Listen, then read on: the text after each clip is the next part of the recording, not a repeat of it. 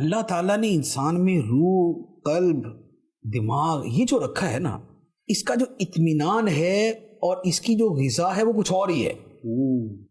وہ اللہ سے تعلق اور وہ اللہ تعالیٰ کی طرف لگن اور وہ دینی چیزیں اور وہ اللہ تعالیٰ کے حکم پہ عمل، یہ ایسی مین چیز ہے کہ شاید بلکہ شاید نہیں بہت ساروں کے بارے میں یہ باقاعدہ یعنی کہ کتابیں مل جائیں گی کہ اور کچھ نہیں ہے، صرف یہ والا ان کا جو پورشن ہے دل و دماغ کا، عقل کا، سوچ کا، روح کا، یہ اسٹرانگ ہے تو وہ آلویز خوش ہیں۔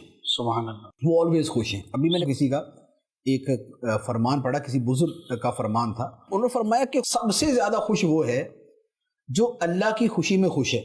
اللہ اللہ، سبحان اللہ، فرمایا سب سے زیادہ خوش وہ ہے جو اللہ کی خوشی میں خوش ہے، واہ، کہ خدا نے جیسے رکھا میں خوش ہوں۔ سبحان اللہ، اس سے زیادہ کوئی بندہ خوش ہو ہی نہیں سکتا، ہو ہی نہیں سکتا، ظاہر ہے اس کیفیت سے آگے کیا ہو۔ اس سے بلکہ وہ ایک بزرگ نے فرمایا، انہوں نے ایسا جملہ کہا کہ ساری دنیا میری مرضی سے چل رہی۔ کسی نے کہا حضرت یہ کیسی بات کر دیا آپ نے، ساری دنیا آپ کی مرضی کیسے چل سکتی ہے؟